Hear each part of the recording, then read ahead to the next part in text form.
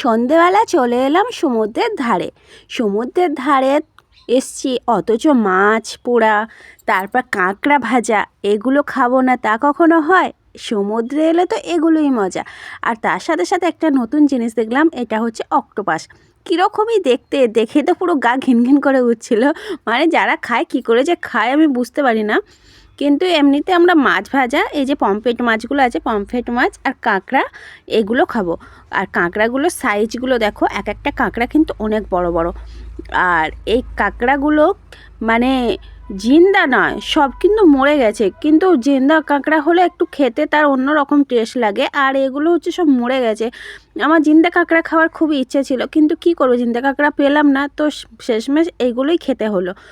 আর এইগুলো কি সব মাছ, অনেক রকম মাছ আছে, আমি সব মাছের নাম জানি না। আর আমার সবথেকে বেশি ভালো লাগে এই কাঁকড়াগুলো ব্যাপক লাগে কিন্তু আমার।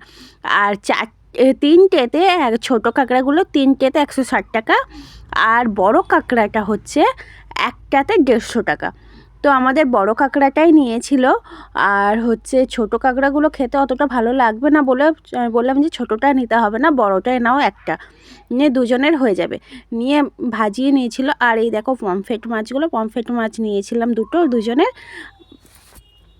কথাটা, আমি যে ভিডিওটা এডিটিং করতে করতে আমার জিভে এখনও পর্যন্ত পানি চলে আসছে, এত সুন্দর টেস্টি ছিল খাবারটা, জাস্ট অসাধারণ, ওয়াও।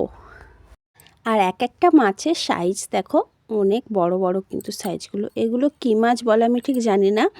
আর এগুলো তো পমফ্রেট মাছ, তোমরা অনেকেই জানো। আর এগুলো হচ্ছে ওই অক্টোপাস বললো, আমি জিজ্ঞাসা করেছিলাম, বললো অক্টোপাস কীরকমই দেখতে।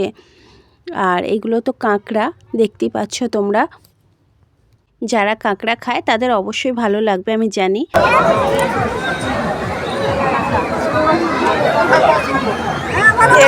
কাকিগুলো দেখো, 30 টাকা 30 টাকা 30, এগুলো 70 টাকা, 70 আছে 70, কোনটা 30? 70 টাকা আছে, এটা 30 আছে, 40 আছে না। অক্টোপাস খাবো না, কিরকম দেখতে বলুন। এটা 70 টাকা পিস। 70 টাকা পিস। কটা দেবো, কটা দেবো? আর গোলা এগুলো করে তোলো দেখি কাঁকড়াটা। এটা 120 টাকা দাম আছে, এগুলো তিনটা 100 টাকা। মরা তো বলো কাঁকড়াটা, ওই এই তিনটেতে 100 টাকা। দেখো ওইগুলো না, ছোট কোনটা লিবে বলো, আমি বলে দিচ্ছি। সব পড়ে গেলে তুমি সাজাবে বলে এটা তখন সাজিয়েছো, এগুলো ছোট তাহলে যে দেখো কোনটা। ওগুলো খুব শক্ত হবে, বড়টা না, ঝাল দিয়ে মশলা করে রান্না করে ভাজা।